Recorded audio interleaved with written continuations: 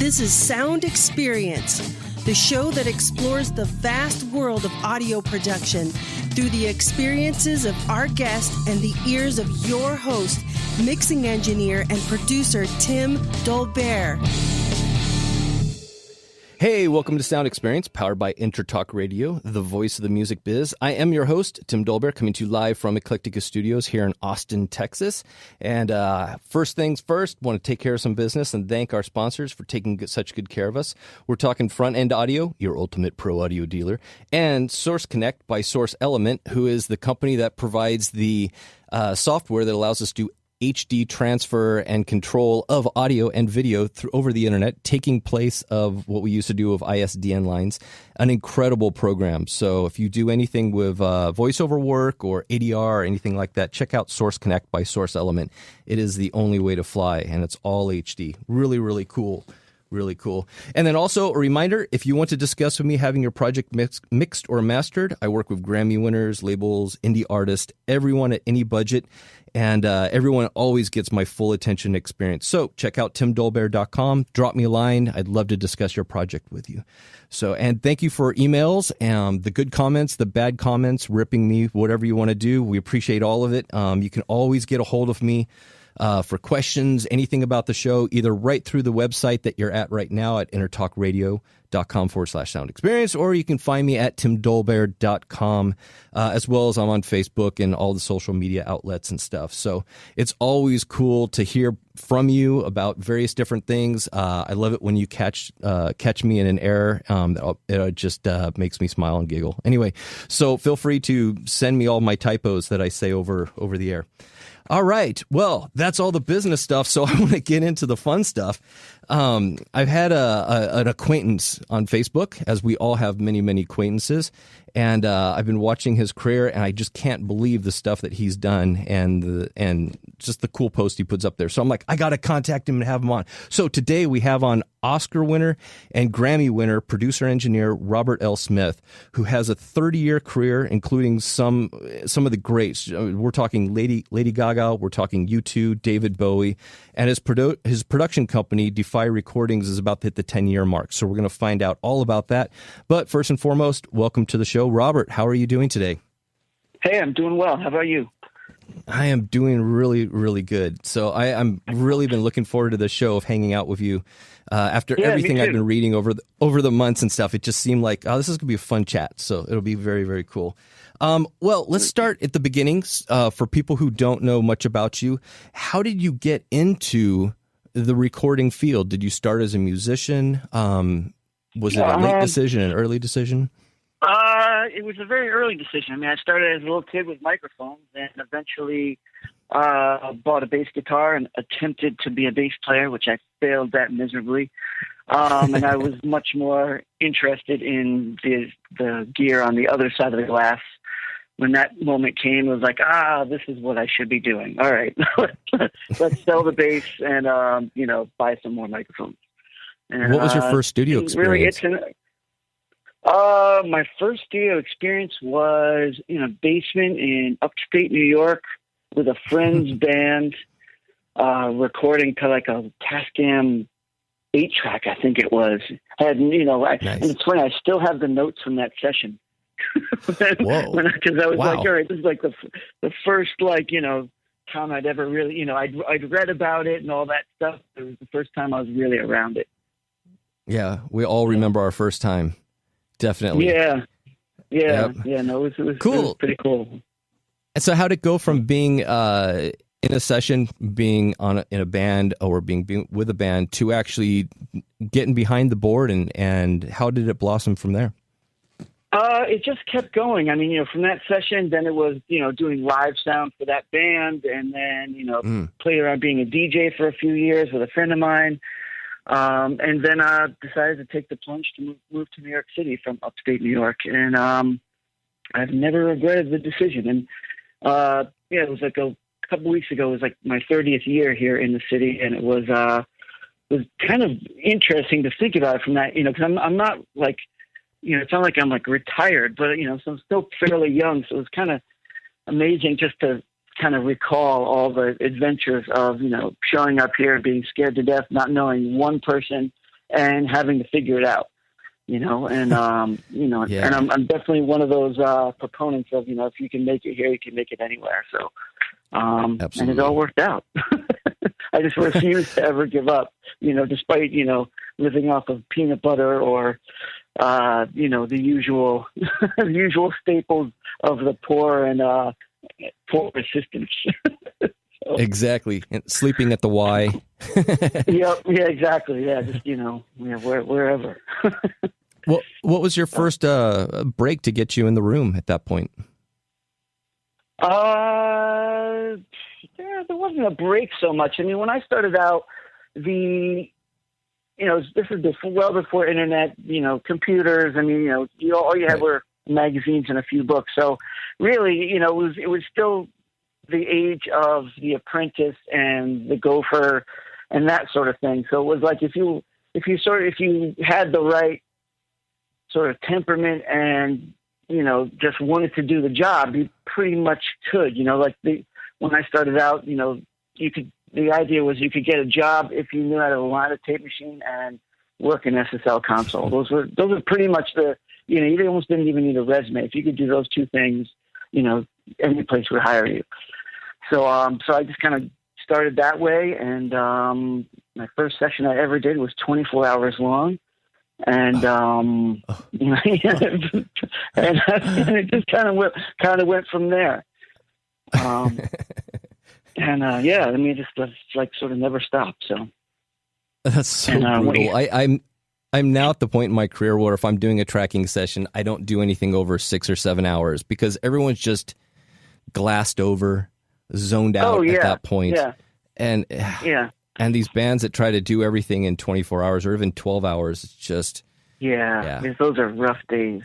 And I wish there was a way to do some kind of survey of, has anything of note been recorded after 4 a.m?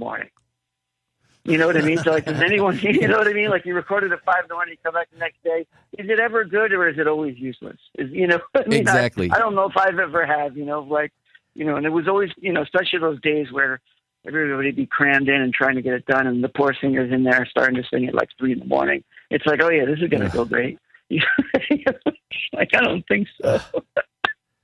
I had one session that a producer from Nashville, I was in LA still at the time, came out to our studio, had a singer that was out there, and he was going to have her sing over, 10 songs in, between 6 p.m. and whenever they finished.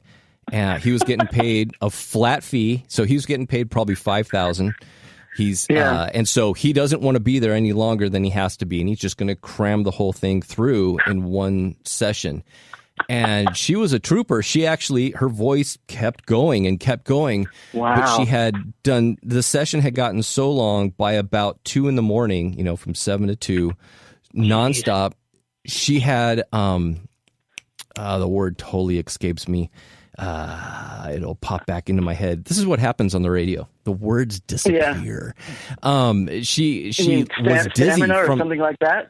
No, she was dizzy. She had vertigo. She had vertigo from the headphones so bad she couldn't continue. We had to stop. It was making her completely sick and nauseous. And at that point, it was one of those times where before I was actually getting credits as a producer and stuff, where I observed and went, I will never do this. This is obviously I'm being taught what not to do. Exactly. Horrible. I have a million of those hours like that. Exactly that. And I saw a lot of that when Pro Tools first came out, when it was still like Sound Tools.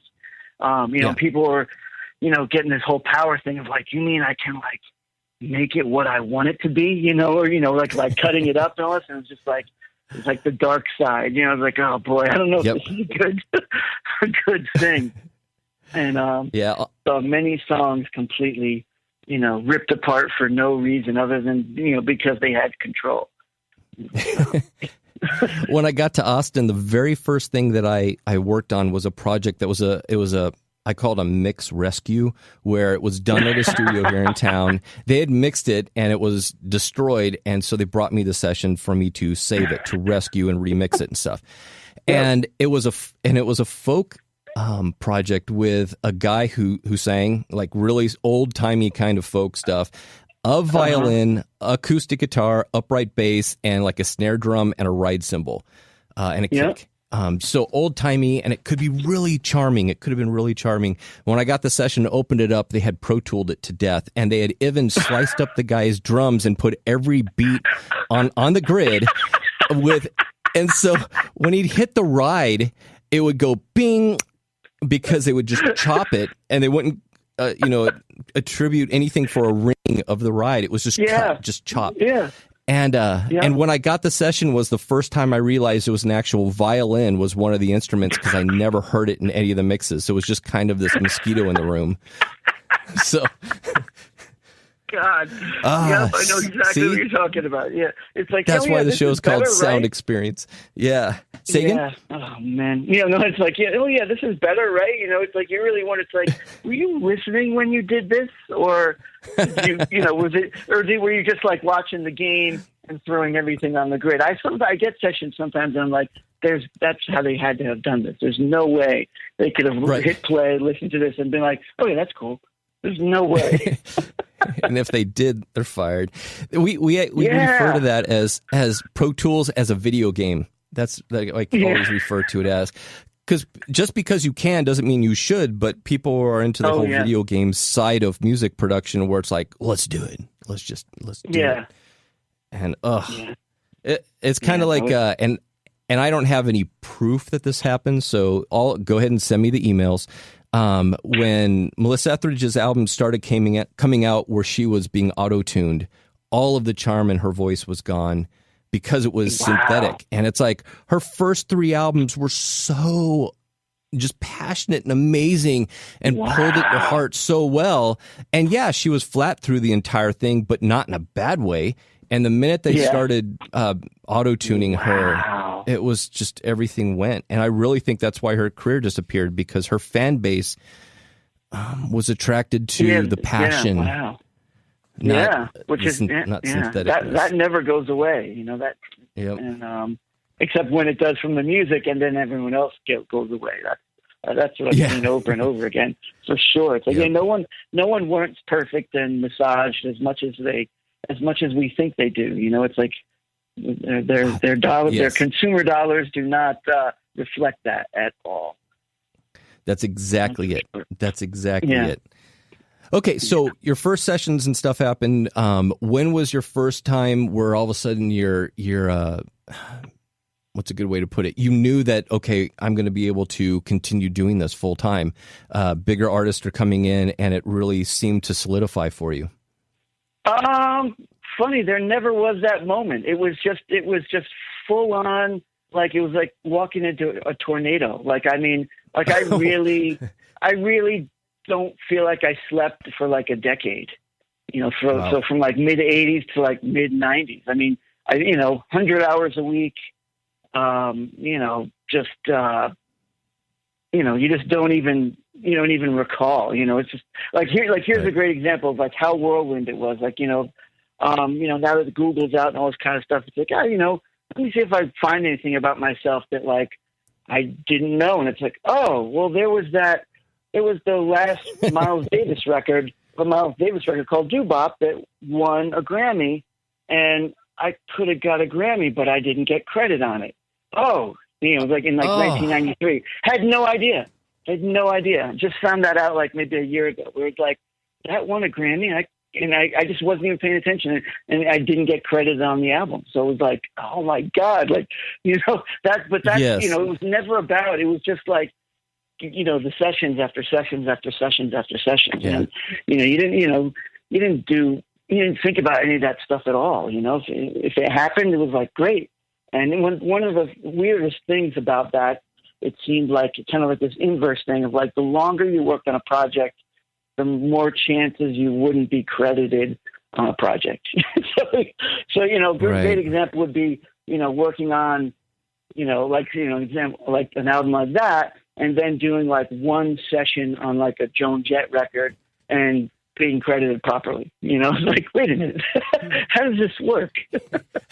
Exactly. So it's just, exactly. You know, I don't get the logic behind this at all. It's like, so, you know, but I mean, you know, one thing I've learned is, you know, yeah, it's all just, it's relationship based. It's like, it's how much they remember you. So, you know, and it's, yeah, as you said, still to this day. And boy, but how hard is it to find credits these days?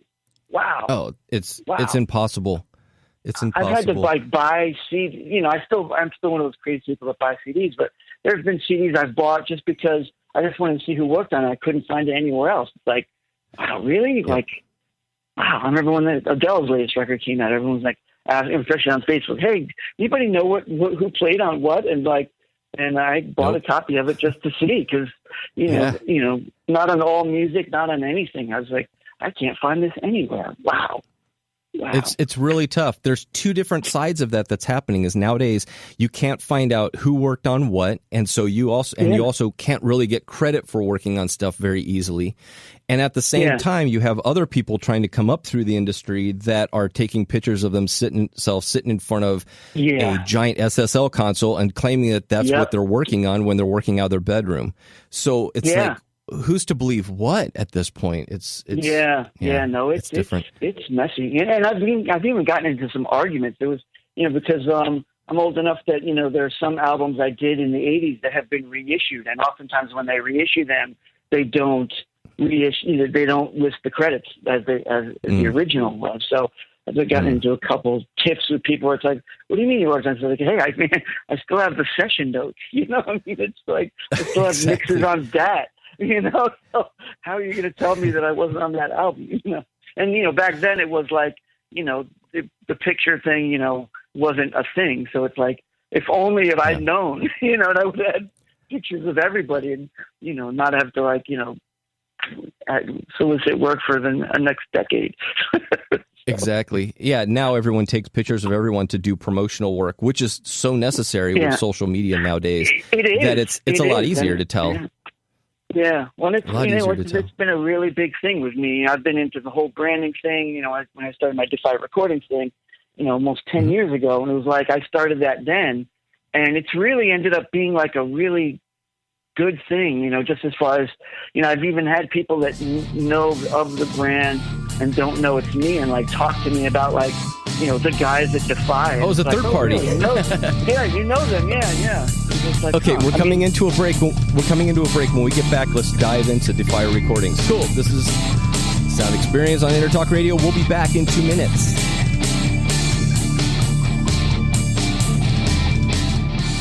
Are you serious about your music? Are you ready to run with the big dogs? The experts at Pitbull Audio have the gear to get you into the game. From leading manufacturers like Mesa Boogie, Fender, Pioneer, and American Audio. To sound your best, you need the best. Pitbull Audio can deliver in rehearsal, on stage, and into the big time. Dropping beats, shredding guitar, or making the crowd roar. Whatever you dream, Pitbull Audio can help make it happen. We are Pitbull Audio. We want you to play it loud. PitbullAudio.com. You know what's all around you every waking moment of your life? Marketing. You're choking on it. I'm Scott Robertson, and when it comes to strategic PR, branding, and marketing, I've seen it all. And actually, I'm still seeing it because bad marketing never sleeps. Join me each week on May the Best Brand Win, right here on Intertalk Radio, and learn how to make the marketing for your brand unforgettable. This is Jackie Bertoni from Jackie's Groove. Come join me weekly on my journey through the music business as I take you behind the velvet rope, interviewing industry notables such as Al Di Meola, Michael McDonald, and Al Jarreau, to name but a few. Listen to their stories on being in the studios recording #1 hits and onto the stages throughout the globe. Allow me to be your music historian. You can hear me live every Monday at 2 p.m. and every Wednesday at 12 noon Pacific Standard Time, or 24/7 on jackiesgroove.com. Ready to get your groove on?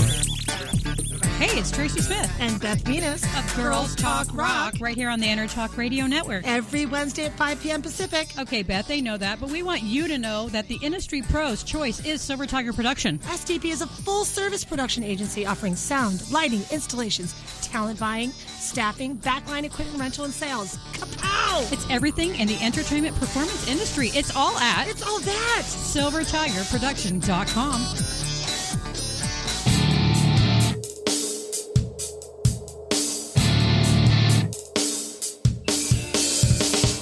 This is Sound Experience, the show that explores the vast world of audio production through the experiences of our guest and the ears of your host, mixing engineer and producer Tim Dolbear. Hey, welcome back to the second segment of Sound Experience on Intertalk Radio. Great. Well, we were going to dive into your production company, Defy Recordings. Can you tell me all about that? How did that come into being? That came to being as in anything, just like a reaction. Just before that, I had a multimedia company with two partners, and we had a very silly generic name that I despised. And and as Defy was my favorite word, I was like, you know what? I'm going to call it Defy Recordings, and just as like a statement. And early on, one of the interesting things, about the multimedia. Multimedia means like we worked on commercials, movies, right. Features, documentaries, audiobooks, you name it. So, I saw it. So rather than just being like, musicians, it was like, pretty much anybody that really worked in media. So learned a lot of lessons there and adopted many of them to my current business model. And one of them was just in the way, your business is perceived and the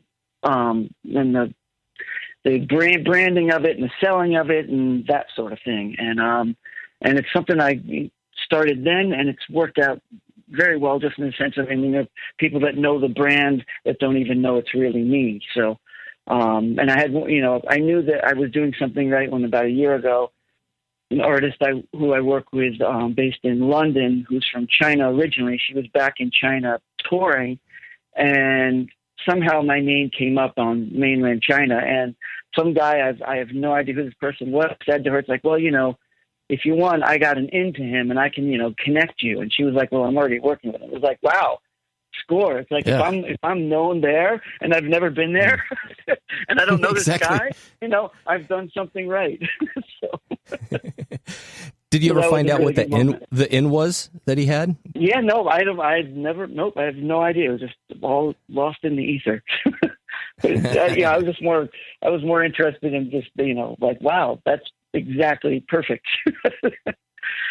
So tell me what Defy does. Tell me what you guys do. It's my sort of in-house production company. So production, music, mixing, mastering, therapy, comedian. It's like everything that working in music is these days. So many of my sessions start with, the first 2 hours, the artist, sitting on the couch, admitting everything wrong with their life and what the story is behind the song we're working on that day. So, right. That's a big part of it for sure. When you say I don't.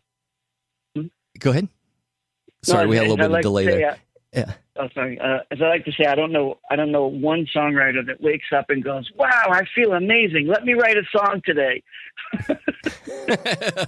That's true. That's true. It's never that.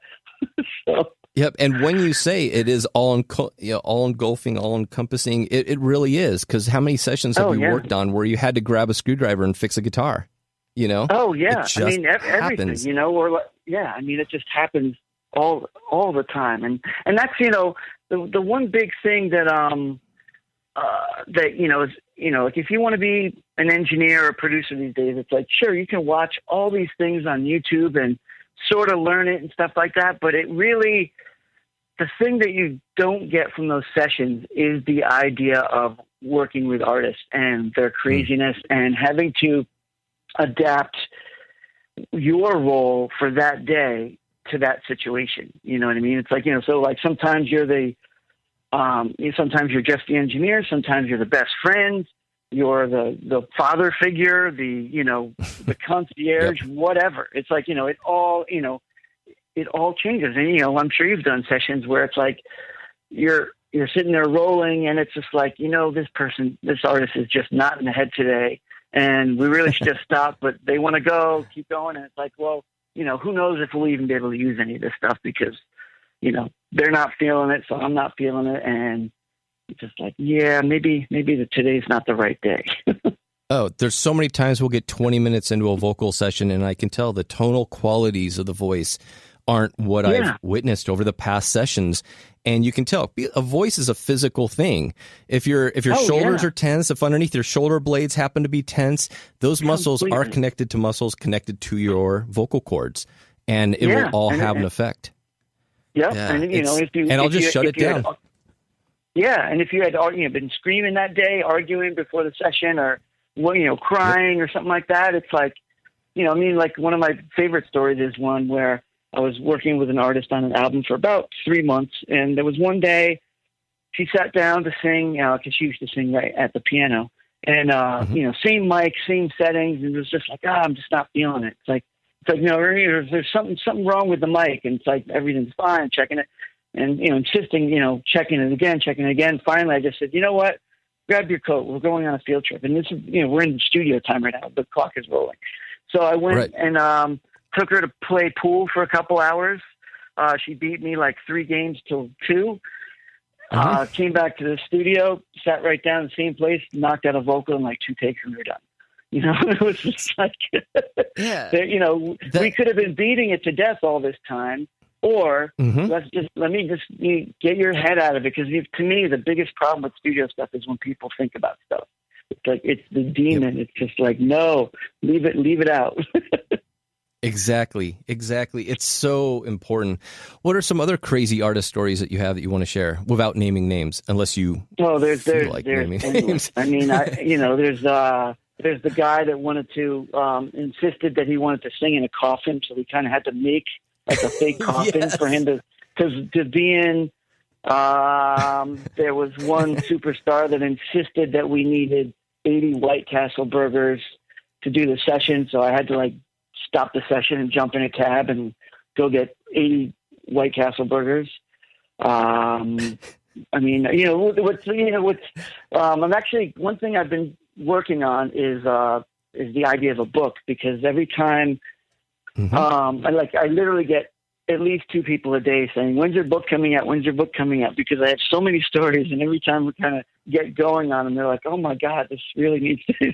So I've actually sort of officially in the sort of pre-production phase of that. And part of the idea is a chapter just called Coffee, and all the insanity that you wouldn't even imagine. It takes, whether there is none, there's too much, there's not the right kind. You know what I'm talking about. You've seen it all, It's like, oh yeah. And there've been sessions there've been projects I've done where I've sort of done my homework beforehand, and say if the artist wants to work at some studio, I'll actually see okay, well, where's the closest Starbucks to that? Because there's if there isn't one, we're kind of screwed. And I might very well move it to a studio that has a closer location, because I've seen those sessions sometimes collapse if the person doesn't have that right macchiato whatever. Yeah. So it's not about just the gear these days. It's there's all these other things that people get so used to, that's you got to make sure all that stuff is in line. As fun as it is just to talk about microphones. Yeah, you'd mentioned also in the first segment about that same type of thing of gear, great. Ears, absolutely important.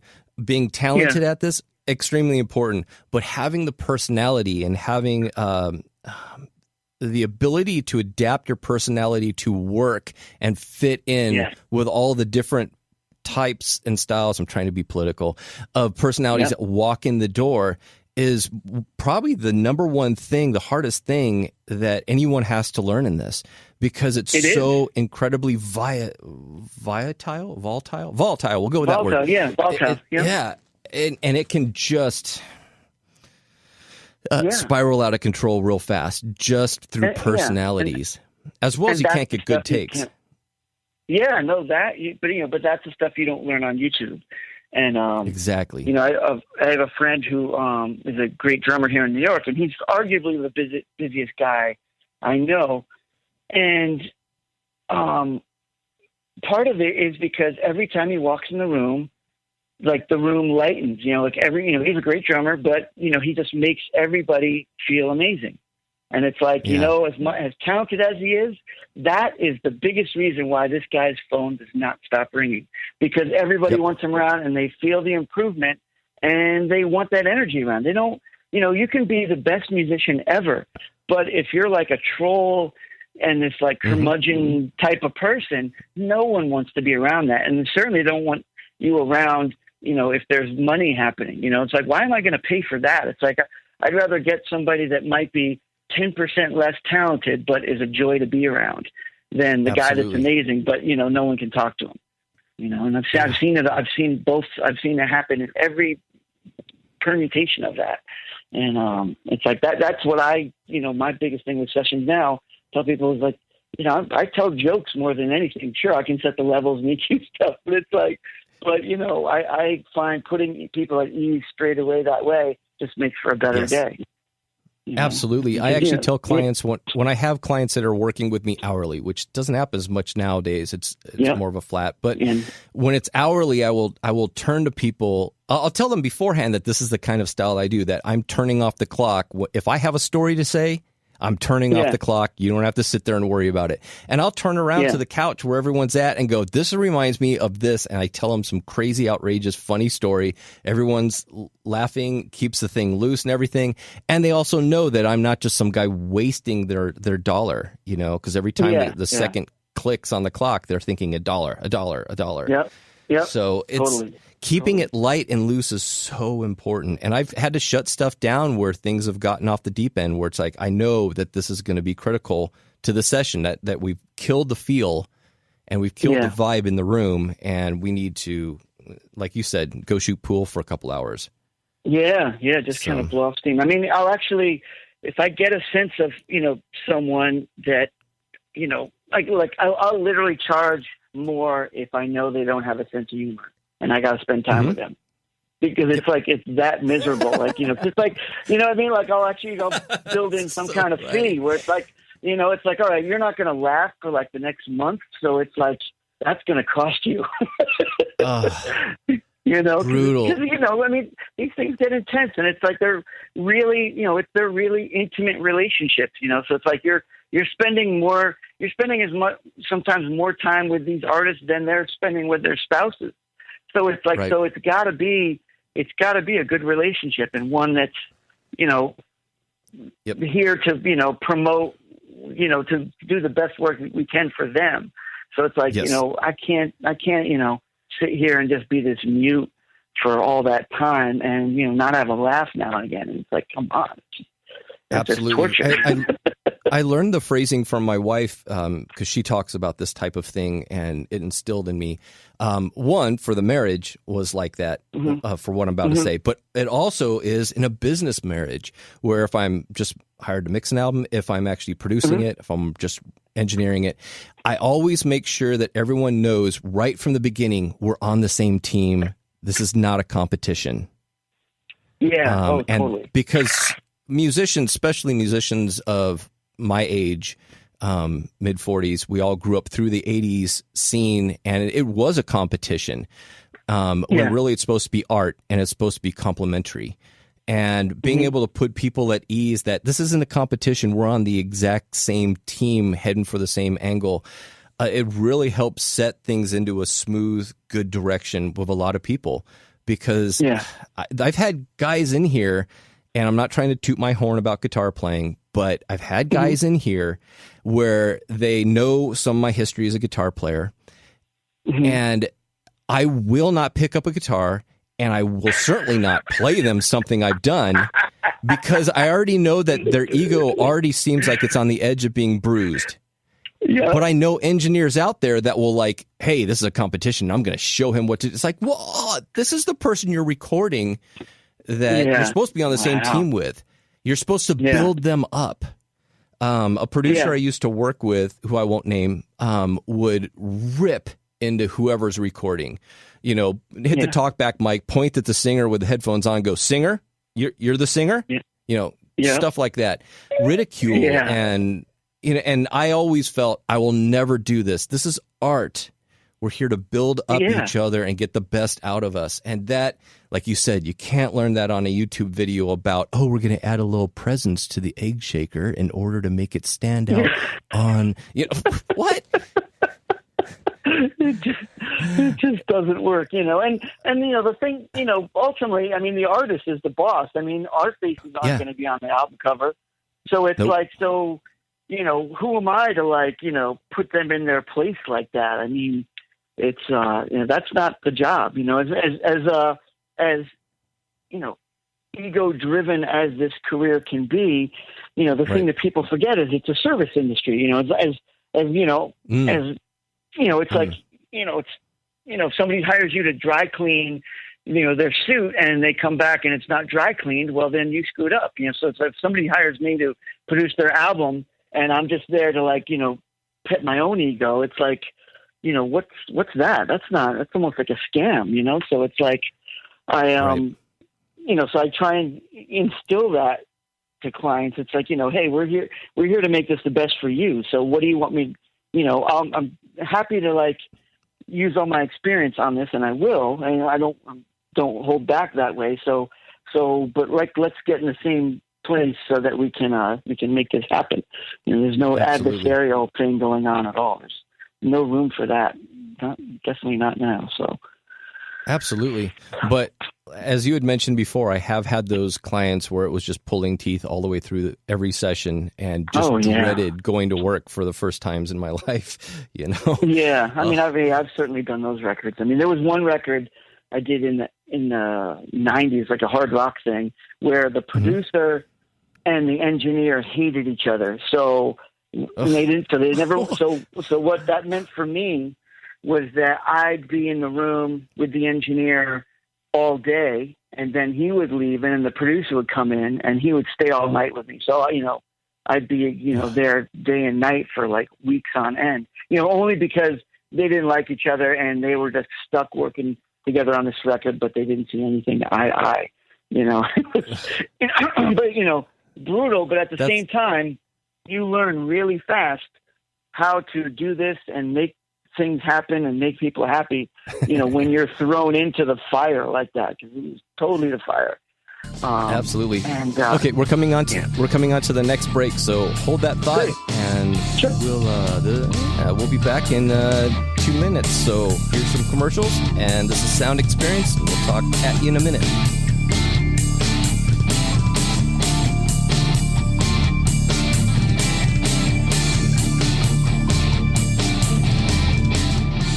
Hi, this is Tim Dolbear, host of Sound Experience here on Intertalk Radio. And Source Connect by Source Element is the essential tool that we use to link between my studio in Austin, Texas, and the WS radio station in San Diego. Now, with Source Connect, not only can we communicate in real time and with HD audio, but it's synced up and is of a high enough quality that I can use it for real-time ADR work, remote recording, and overdubbing, and it even allows me to remotely control a DAW. Source Connect by Source Element. Affordable, high-quality audio and video connection over the internet for all of your production needs. You know what's all around you every waking moment of your life?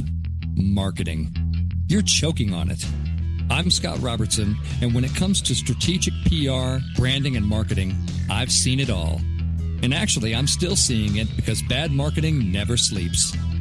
Join me each week on May the Best Brand Win, right here on Intertalk Radio, and learn how to make the marketing for your brand unforgettable. Girls are talking rock again. And people are listening. Today we're talking bands. Let's talk promotion. Red Giant Promo, graphics, EPKs, video, photos, social media, and brand building using content marketing. But let's talk studio at CCMA, which is events, rehearsal, tour prep, piano, guitar, voice, rock band, lessons, workshops, and clinics. Yeah! Both proud sponsors of Girls Talk Rock. Well, get the lowdown on these services and contact me, Tracy, at girlstalkrock.com. Are you serious about your music? Are you ready to run with the big dogs? The experts at Pitbull Audio have the gear to get you into the game. From leading manufacturers like Mesa Boogie, Fender, Pioneer, and American Audio. To sound your best, you need the best. Pitbull Audio can deliver in rehearsal, on stage, and into the big time. Dropping beats, shredding guitar, or making the crowd roar. Whatever you dream, Pitbull Audio can help make it happen.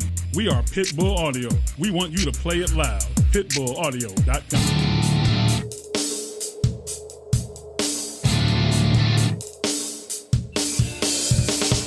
This is Sound Experience, the show that explores the vast world of audio production through the experiences of our guest and the ears of your host, mixing engineer and producer Tim Dolbear.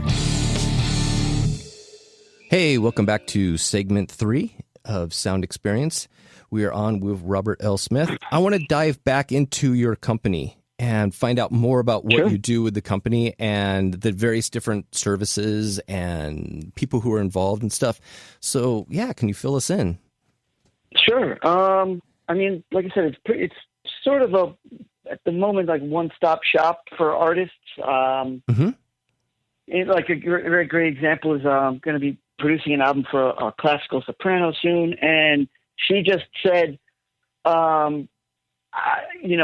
I just want you to do it all. And I'm like, what do you mean do it all? Like, I want you to start the album, and I want you to get it on iTunes. It's like, okay. So I'm like, so it's like, well, I'm almost being the label on this, so I'm like going to be coordinating with art design and CD duplication, after I'm done with, the album and edits and mixing and mastering. It's kind of, she's like the great example of the one-stop shop. It's like, I have these songs and I just need the album. So I need you to do it all and just tell me how much it is. Okay. So, all right. So are you taking the role then of the label for this? Well, I mean, I'm not, but I mean, but I'm assuming all the jobs that a label would do, as far as, got to get like an art person together, art department together and work out all these, get budgets for duplication. So it's just like, okay. So she's taking it very seriously, which is great. But, wow. Okay. So, on my website, defyrecordings.com, I have a whole shop page, which allows artists to kind of peruse and see what they need. And also, one thing I've done on there is I've made what I call a free listen button, which has been really important and really helpful because, as I'm sure you've seen, so many people are doing this on their own and they don't have an ear or a professional ear around. So what I offer is like, hey, if you're working on something and, you're wondering, is this at what level is this at? You can upload, your latest mix or rough mix or master, whatever, to that.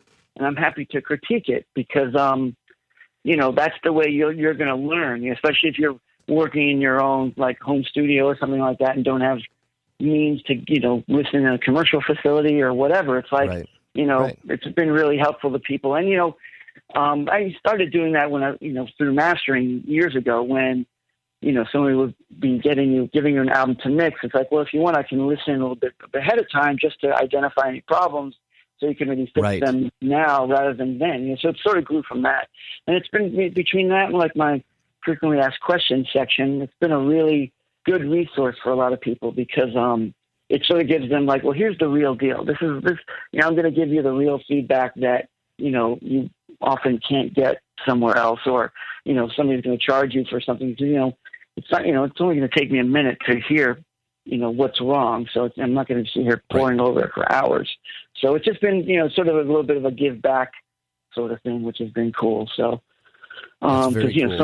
so much stuff is online these days. So it's been, and there's a lot of misinformation out there, especially when it comes to equipment and stuff like that. It's like, oh my God, some of these, the people, they're slaves to the marketing of certain things that, well, I have this, so it should sound good, right? It's like, if you know what you're doing, but if the classic cases years ago, friends of mine have this mastering house and these guys were in there mastering a hip hop album and they were really upset when it was done because they were like, well, it doesn't sound like Outkast. And he's like, what? He's like, we bought all the same gear that Outkast has.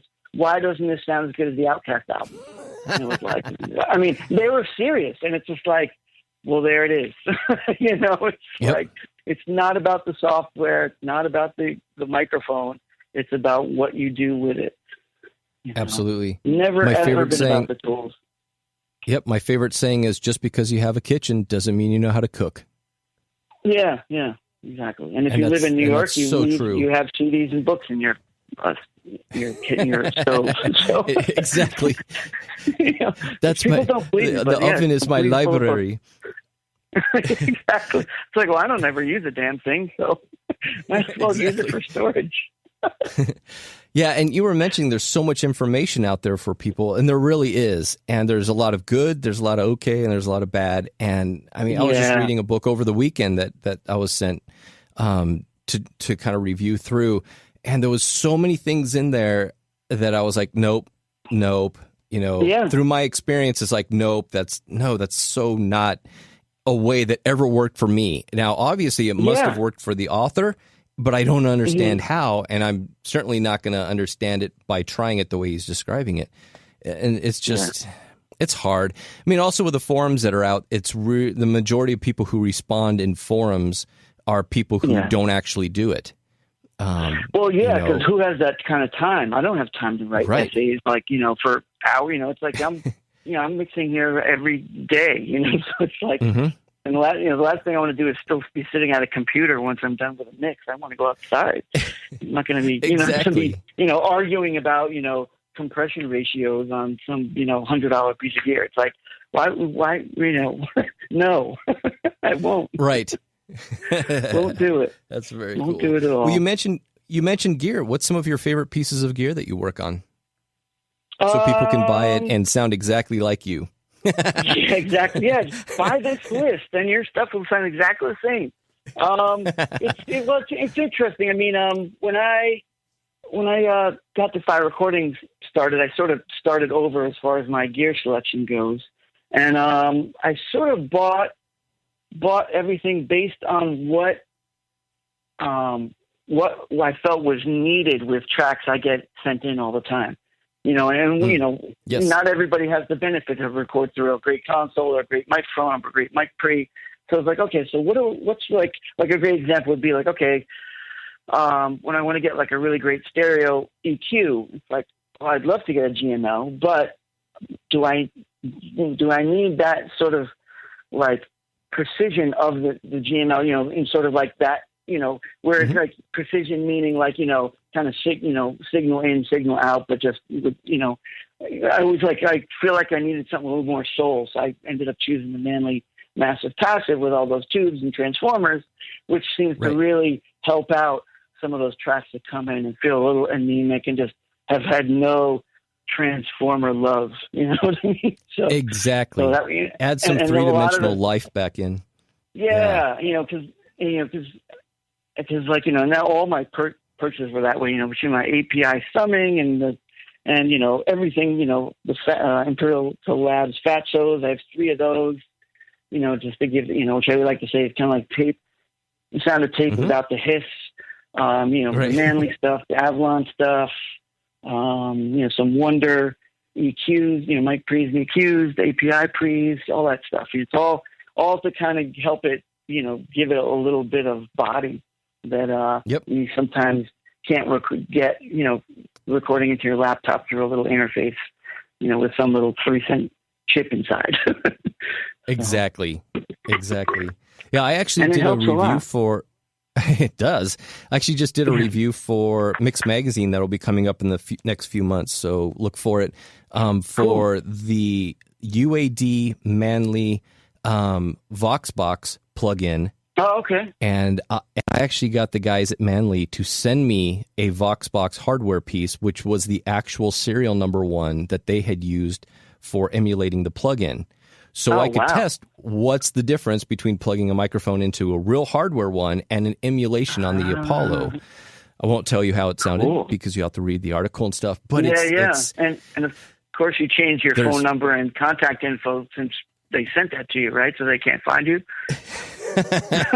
Actually, one of the producer friends that I mix all of his stuff for bought it from them. So they have to ship it back. So he bought it.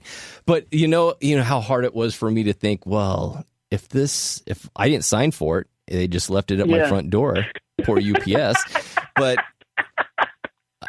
Manley's been really good to me over the years, and I've done lots of stuff for them, and I'm a huge fan.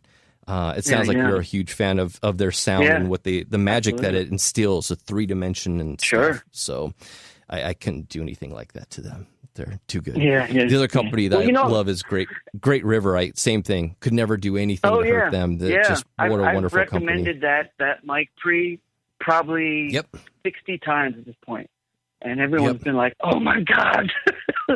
Exactly. Well, because they get, again, for the marketing, they get something like, "Well, I heard that this was really good," and it's like, just get this instead. It's like, it's $100 more, but you'll thank me, And right. I'm very much into supporting those independent guys for sure. So, especially like, have you ever tried the Gordon Instruments mic pre? The Model 5? I have not. I'm going to write that down. No one has. It's like this thing. This is the most insane mic pre you'll ever hear in your life. It's up to Model 5. He only made one thing. He's been tweaking the power supply for 20 years, and it's incredible. I mean, it's the most three-dimensional. It has no noise. I mean, you don't even know it's on. It's like, it's amazing. It's totally amazing. I have it written down to check all out. the time. Yeah, he makes, you call him, his name is Grant Carpenter, you call him and he makes it for you, and he charges you when he ships it, and if you don't like it, you send it back. And but I can't imagine you not liking it. Because your microphones will absolutely love it. What's some other gear that is off the beaten path that you love? Off the beaten path. Well, one funny thing with my gear choices is that everything now is like a UAD plugin, which I kind of, everything that, between the Culture Vulture, the Massive Passive and the Variable Mu and, the Fatsos, it's like, oh, well, I already have the originals. So, and we go from there. The originals, the hardware pieces sound different than the plugins, regardless. They always do. Yeah. There's always a difference because there's a difference between hardware to hardware also, not to mention. Sure. But the Variable Mu plugin from UAD is the reason why I spent the money and actually bought a real Variable Mu hardware piece. Yeah. Was because I'm like, this sounds cool and I love the feel of it. I know the real one's got to be, at least 20, 30% better. And it was 100-fold. So, Yeah. So, one thing, are you a Spring Reverb fan at all? Love good Spring Reverb. Have you bad checked out Spring Reverb. Yeah. No, I have both actually. I have 4 that I use. 2 of them by Zerotronics. Okay. And then I have a Telefunken Echo Mixer from 1962. Oh, wow. And I have a Premier reverberation unit from the 60s. And the Zerotronics stuff is really cool. It's like this guy, Ralph Muha, makes it in Massachusetts. And he takes all new old stock springs from like weird things like, like a Baldwin organ from the 60s and puts them in a box. And Zerotronics means there's no electronics. So, it's a +4 in, but then you have to bring it back through a mic pre to amplify. Yes. And they're amazing. I have 2. I have the little baby one that has the 2 Baldwins, and I have this other one that's like a 2-rack space unit, and it has 4 of these springs made in Wisconsin in the 70s, 4 in series. And man, oh my God, just. I mean, when I first got the little one with the Baldwins, I sat here for an hour listening to a Wurlitzer through this thing, going, how the hell is this? Like, it was just the coolest sound ever. It is. Highly recommended. Yeah. Yeah, I have a Spring Reverb out of an old Seymour Duncan head, guitar head, when they made actual heads back then. 4-spring, and same thing. You feed it a line level, and then I bring it back through a mic pre to capture it back in. Yeah. And it sounds amazing. But the only thing that I don't necessarily like it on is guitar, because Spring Reverb on a guitar really needs to be coming through a guitar speaker, because you need that roll off of the high end to give you that type of tone and middle push and punch that we've grown to love on guitar. Yeah. So and keep that fun too. Yeah. Fun for reamping. Yeah. Yeah, no, totally. Well, I mean, I have them all on my mix rig, so it's like, I use an average of 2. I usually use the 2 Zerotronics, and I bring out the Telefunken for kind of special stuff. That thing's, it's like a little it's almost like a little PA mixer from the early 60s, and it has a spring. It has a really gorgeous spring in it. And you sometimes see people will get them and modify them so it's just like a spring reverb, but I still have it as like a little mixer, and it sounds amazing. So. Well, yeah. So you also get all the charm, the extra charm of the line of going through all the electronics that are in there before and after. Exactly. Yep. Exactly. Cool. So yeah, that stuff is great. Cool. But yeah, I mean, nothing really too obscure. I mean, like, you know, like I kind of have my mix chains sort of set, and you know, Pro Tools HDX, and just kind of go. You know, I mean, you know, I have the API summing, which is great. I really love the sound of that. And, you know, even getting tracks from people and just running it through the sort of the mix path, you know, is an instant fix. You know, it's just like, wow, it sounds, you know. And what I like about that process is that it speeds up the process. So it's like, yeah, I could do it in the box, but I guarantee you it'd probably take me 4 hours or 4 times longer to get the same sort of dimension that I can get with this, like, straight away. You know? Or even if then, you know, it really makes a huge difference. I'm using an analog mix bus, as in it's actually summed together and mixed in Sequoia, but then my 2-track comes out and goes through my outboard stuff that is my mix bus, and which you can read about on the website. I don't need to name it all out. But just my switch that I have to turn it on and off, you know, like here's just Sequoia, and here's it running through my master bus.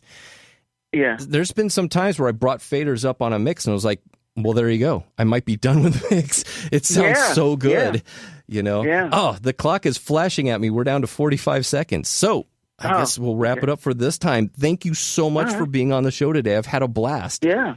Yeah, me too. Yeah. It was fun. It was fun. Let's I have noted down that, next time you're on, we'll talk about the tapering of faders and pots like we had originally spoken about. and how terribly interesting that would be. Absolutely. Okay, I'll get out my lab coat. Right. Awesome. We'll geek out for a while on 500K pots or something. Yeah. Woo. All right. Well, thank you so much. And again, thanks everyone for listening. Yeah, thanks for taking us with you today and listening to us. And as always, you can reach me through the website you're at right now or through timdolbear.com. And as I always say at this point, go make some music. Thank you very much, and we'll talk to you next time.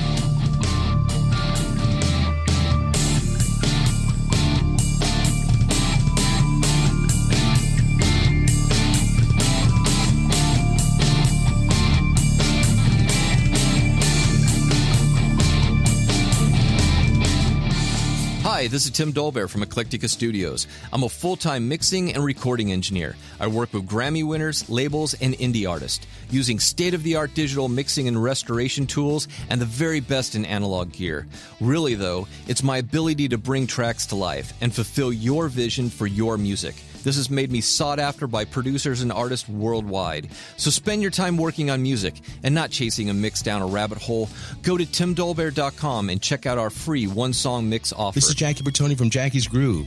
Come join me weekly on my journey through the music business as I take you behind the velvet rope, interviewing industry notables such as Al Di Meola, Michael McDonald, and Al Jarreau, to name but a few. Listen to their stories on being in the studios recording #1 hits and onto the stages throughout the globe. Allow me to be your music historian. You can hear me live every Monday at 2 p.m. and every Wednesday at 12 noon Pacific Standard Time or 24/7 on jackiesgroove.com. Ready to get your groove on? You know what's all around you every waking moment of your life? Marketing. You're choking on it. I'm Scott Robertson, and when it comes to strategic PR, branding, and marketing, I've seen it all. And actually, I'm still seeing it because bad marketing never sleeps. Join me each week on May the Best Brand Win, right here on Intertalk Radio, and learn how to make the marketing for your brand unforgettable. Are you serious about your music? Are you ready to run with the big dogs? The experts at Pitbull Audio have the gear to get you into the game. From leading manufacturers like Mesa Boogie, Fender, Pioneer, and American Audio. To sound your best, you need the best. Pitbull Audio can deliver in rehearsal, on stage, and into the big time. Dropping beats, shredding guitar, or making the crowd roar. Whatever you dream, Pitbull Audio can help make it happen. We are Pitbull Audio. We want you to play it loud. pitbullaudio.com.